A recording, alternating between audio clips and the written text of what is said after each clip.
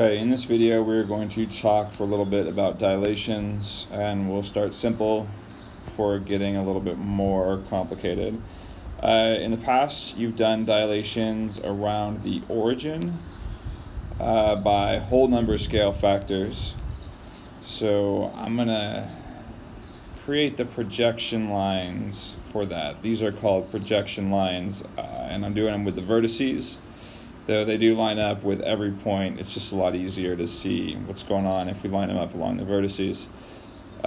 So this would be a dilation about the origin by any scale factor is going to follow along these lines. If I can, I'll have to do right there. So any dilation of this red triangle is going to either shrink down in here and stay attached to these lines, or it is going to get larger but still live inside of these lines. So these are called projection lines, and we're just projecting from the point of dilation, which happens to be the origin. And they're all, any dilation, smaller scale factors, larger scale factors, are going to live inside those lines. So in geometry, we're going to take that idea a little further, and we're going to ask the question, what happens if I were to dilate around, say, this random point out in space here? Well, you're going to apply the same basic idea. You're going to create some projection lines, and you're just not going to be doing it around the origin. So there's a random point not on the origin. Line up some projection lines with the three vertices, and we're just really engaged in the process of creation here.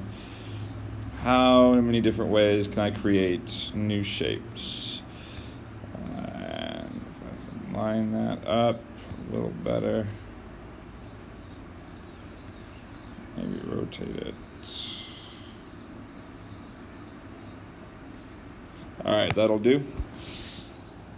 All right, so if I'm dilating around this point in space, which looks like it's -6, positive 1, 2, 3, 4, 5, 6, 7.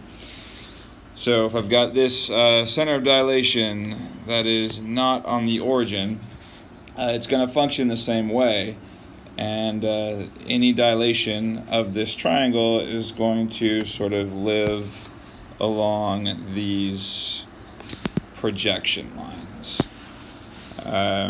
So this one sort of controls where this vertice goes. This vertice is controlled by this line here, and the vertice up on the top is controlled by that top line. And so we can project the triangle or draw it back if we want.